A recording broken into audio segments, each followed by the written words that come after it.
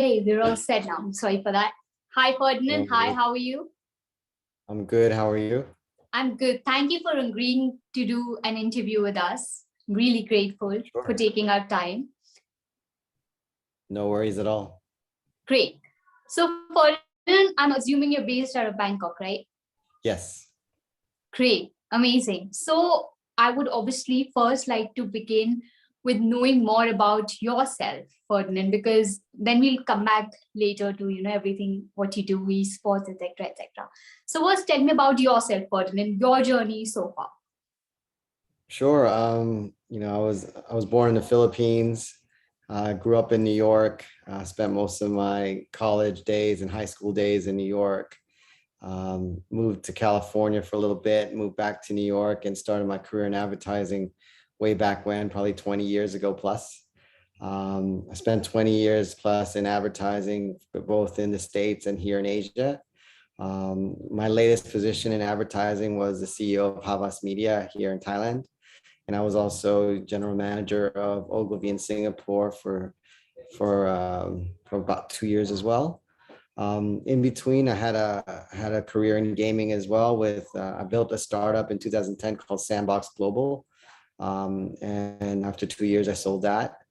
Um, Also worked at Twitch, an Amazon company, before starting the business here at Ampverse, and just started Ampverse in 2019 as a co-founder and CEO of the business. Great. Amazing to know that. I mean, Havas is one of my favorite media agencies.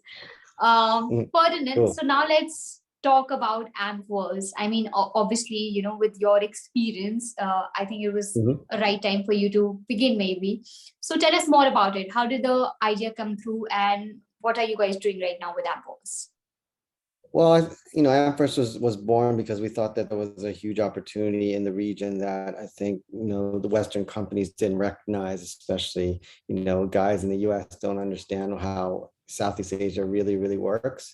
And we felt like esports was a bigger opportunity than what we were doing here at Twitch or what we were doing at Amazon. We thought that there was so much more that we can give to the community. There's so much more that we can be as a very big part of esports in this region. We believe in Southeast Asia. We believe in emerging markets, and that's why we decided to launch Ampverse. And we first launched it, working with influencers in the gaming industry so that we can connect brands with gaming talent. But the goal was always to own and operate esports teams, which we eventually did towards the end of 2019. We bought our first team called Bacon Time, and they were, one of the most, I guess, iconic teams in Thailand. But they were the team was sort of not sure what they would do, and we brought them back to life and brought them back into the market. We took them from the B division of Arena of Valor, and within a year and a half, made them champions of Arena of Valor here in Thailand. Um, Obviously after that, we expanded into other parts of the region. The second country we went into was Vietnam. And then recently we're going into India. So that's pretty exciting as well, because it's our first time to get out of Southeast Asia. And, our plans are really in the next quarter to go into Indonesia and Philippines as well, doing the same acquisition strategy. So what we are, just to kind of maybe break it down, as a roll-up strategy for esports teams. We bring them into the region. I mean, bring them into the Ampverse family. We look for teams that have a very good following in terms of their socials, and we look for teams that have personality in terms of the teams, and we look for teams that have great potential to be much bigger than just an esports teams, because we feel like esports teams are generally brands that are the future of sports. And so we look for that, and obviously we want to find teams that are competitive. They've got to be in, have the potential to be in the top three or even champions. So we've been fortunate enough to get to buy 4 teams that are very, very good. So 2 of them are champions or have been champions within the last year or so. So in Thailand, Bacon Time was the ROV champions in the 2021 summer season. And in Vietnam, we have the Southeast Asia champions for Wild Rift, League of Legends Wild Rift, all mobile. And then we also have a SEA champion in PUBG Mobile in Bacon Time as well. So each brand name also plays several different games. And in India, we have a team that's really up and coming and really looking forward to seeing them grow, called 7C. And they're playing Battlegrounds in India. That's amazing. So I'm sure you'll be visiting India pretty soon then. Ferdinand, Yes, great. yes.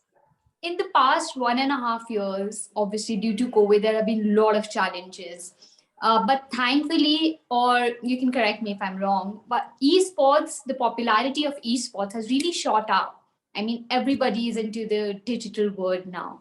So, what were the challenge Ampers had to face during these past 1.5 years, or right now it's going to be 2 years? Well, it's been interesting. It's been an interesting journey because obviously we one of the things that makes us a little different from other esports companies is we have a very strong marketing and media background. So myself and Charlie Bailey are the more commercial sides of the business. So we understand how to connect brands to gaming and esports. So during that time, obviously there was a lot of different brands that are, cut advertising, even, all advertising. But we've been fortunate enough to really kind of navigate through these very difficult times by showing that esports and gaming is a is a behavior that doesn't actually wane when you're in a COVID situation, actually increases. So the viewership in esports, the viewership in gaming has increased a lot. And we had to, the challenge was to prove to the brands that gaming and esports is a viable marketing tool for these brands. And I think that was the biggest challenge that we had, was educating the markets on how to use gaming influencers and how to use esports teams as a marketing tool. And I think we've been doing a good job of educating the markets, and therefore, it has helped us to kind of increase the focus on esports and gaming, especially within the marketing field. From a esports perspective, I guess the biggest challenge is that you lose a lot of the luster of having the live events. We wish those live events were happening still, because there's an energy in having a stadium full of people, rooting for their favorite team. And obviously we had to do everything online, which is, it's okay, but it just doesn't have the same sort of energy, right? So, that was the thing, is to keep the excitement of esports going within the fan base while not being able to do live events. So that was, I guess, the challenge from an esports perspective. From a company perspective, very challenging, because we can't go into India, we can't go into Vietnam physically. So we had to kind of find ways to do our diligence and really talk to the team owners and really make sure that they have the same vision as we do, and then we have the same values moving forward, so that we can integrate them into the Ampverse family. But I think we've done a good job with all the 4 teams that we bought, and I think that we're going to be doing the same sort of diligence and same sort of procedures when we come into Indonesia and Philippines as well. Absolutely. And I think it's a fair point. And but I'm sure, I mean, of course, there is this new strain coming in Omicron, but I hope things are better as people are vaccinated, and hopefully the effects are not as severe as it was what we saw prior. So coming back to Absolutely. Ampverse, Ferdinand, Mhm. tell us about your commercial strategy. Who are your sponsors, and why should more brands associate with a brand like Ampos? I think that's actually what we believe is Ampverse is not the consumer facing brands. We believe in hyper local brands. So here in Thailand, we have 2 teams. We have Bacon Time and we have MITH. In Vietnam, we have a team called SBTC, and obviously in India, we have a team called 7C. So we believe in hyper local. So the guys who basically are the sponsors of that, we always start with the endemics, or the guys who are already in the industry, like a Razer or a Logitech, etc. But we've been going more and more non-endemic. An example would be like Bacon Time has Food Panda, has Doritos, has they have a lot of commercial, KFC, for example. And what we're seeing is that they're seeing that esports teams can be viable marketing tools again, right? So they like what we did because we don't just have branding on the jerseys, we also have content as part of the part of the sponsorship. And at the end of the day, the gaming community really responds to content versus advertising. So what we're giving them is that extra added benefit of being part of the Bacon Time or MITH experience while being with, embedded into the content that they deliver. And I think that's really important because it's a new way of, I guess, marketing, right? It's not broadcast, it's more like just being part of that whole experience, which the gaming community really thrives on authenticity. And if it's sort of a natural fit into what they are doing already, which is like, if the right before a match they can have a KFC, that's awesome, right? If they're playing and practicing late at night, they're ordering Food Panda. All these things are just natural moments in a gaming person's life. And the brands that are getting involved really understand that, and they understand that they don't want to mess with the authenticity of the brands or the authenticity of the creators. And I think that's how, from a marketing perspective, we've been able to generate more revenue because we understand how to market to these brands properly. Yes, I think that's a great way to move forward, having these brands integrated with what you stand for, what your brand stand for. Which brings me to the next question, and that is, what's the participation of women like within the gaming community? Is it, It, it's please, it's please go ahead. growing. It's growing. Okay, in general, I think Ampverse has a philosophy of inclusivity. So it's not just women, but all types of every race, every ethnicity, every any sexual designation, etc. We're very open to that. I think gaming has an amazing opportunity to break barriers. So one day maybe we have an all-female team. Maybe one day we have a LGBTQ team. We have anything that we feel that that kind of resonates the trueness of being a good esports player or a good entertainer. There's no barriers to that. So in the case of women, we're seeing more and more women being a part of esports. In fact, one of the founding members of Bacon Time is a girl. And now she's kind of graduated into working with us on the merchandise front, et cetera. So there's a lot of there's a career outside of just, being a, esports athlete. So in SBTC, I think we have one or two girls in SBTC.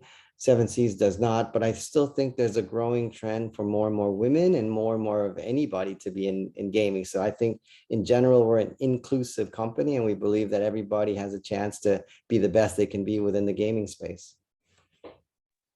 That's absolutely brilliant to know. Ferdinand, what are your plans for future for Ampverse?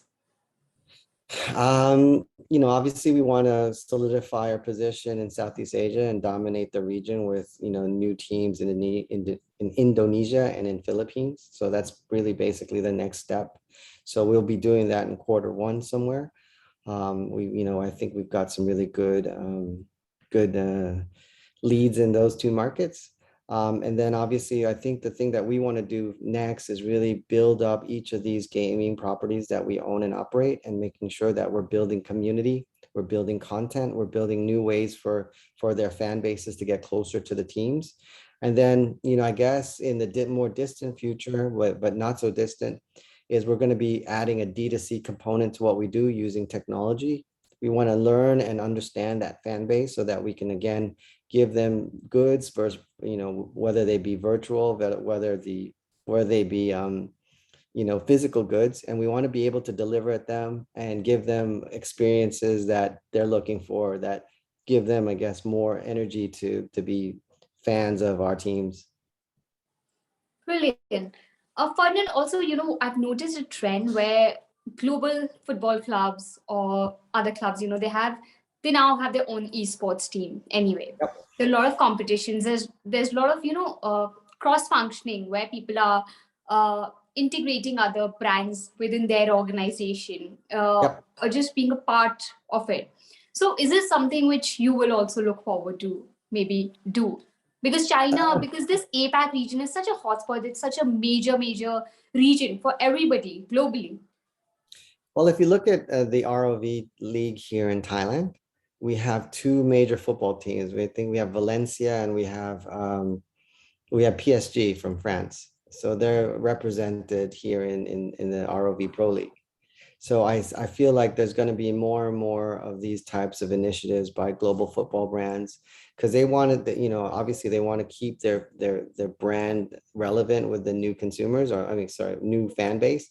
And kids are, if they're not football fans, they might be esports fans. So I think it's a way to keep the PSG name or whatever the football teams out there name active amongst the Gen Zs and Gen Alphas of Southeast Asia and of course South Asia.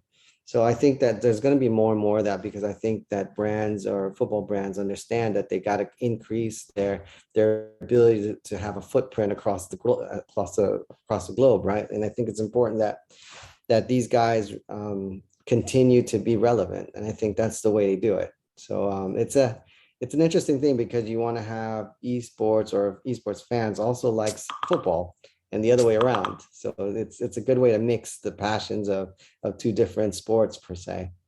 Absolutely. And I think with India, you will have that opportunity a lot because of the diversity. Mhm. I mean, your team in 7C India, I mean, there'll be a lot of potential collaborations, so many exciting things, which I think its gaming community here in India is really rising. Everyone's talking about esports, everybody wants to go digital. Good thing Mhm. is brands are understanding the importance of esports and going digital, so everyone's looking at that venue. So I think in this space, in this APAC region, it's going to be one of the hotspots, the major hotspots, away from your normal Europe and US. But I'm sure later you will aim for US and Europe. Why not, Yeah. Ferdinand? Because you're I mean, you yeah, I mean, that's you brought always been up. that's one of our statements, is that we're Asian born, global bound, right? So a lot of companies like to go east, but we're going west, right? So maybe the next place will be, and we've gotten a lot of interest, is to go into the Middle East, because again, Middle East is a non-homogeneous market, but it's growing like crazy, and gaming is huge there. And going back to, our vision is always to keep on building a footprint of successful esports brands across all the different markets that we're in. Now, we're currently focused more on mobile games, but in the future, you can see us maybe expanding into more PC games. Our team in Vietnam actually plays League of Legends, so that's one of the big three games out there. So yeah, why not? I mean, I think that there's ways for us to not just build local powerhouses, but regional or global powerhouses out of this region. So there's lots of opportunities for us to grow as a business. Absolutely. Thank you, Ferdinand, for answering all my questions. And if there's anything else you want to talk about Ampverse, I would love to know. Anything I might have missed out. Yeah, that's a good question. No, I think in general, we're very, very focused on this region. Like I said, I think if we take things one step at a time, first Southeast Asia, and then secondly going to South Asia, and then maybe in the Middle East, we're slowly creeping and becoming a global team, right? And I think that there's a lot of opportunities for us to grow. The biggest thing for us is, again, we're going to be a much more data-driven company in the future.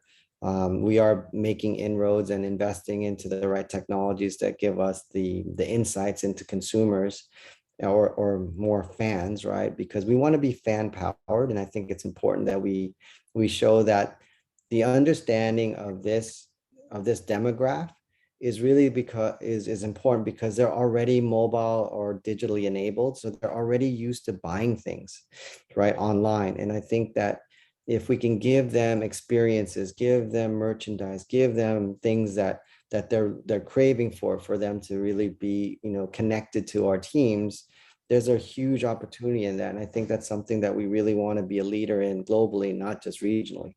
So I think that that's important to us, and I think the future is very, very bright, and we're looking forward to going into new regions and new markets with this philosophy. And we're looking for us to scale the business in a way that everybody will take note is very different from traditional ways of doing things. Absolutely. Perfect. Thank you so much, Ferdinand, for everything today, for, telling us about Ampverse and your future plans. Highly appreciated. No problem. I'll just close the recording. Just give me a sec. Okay.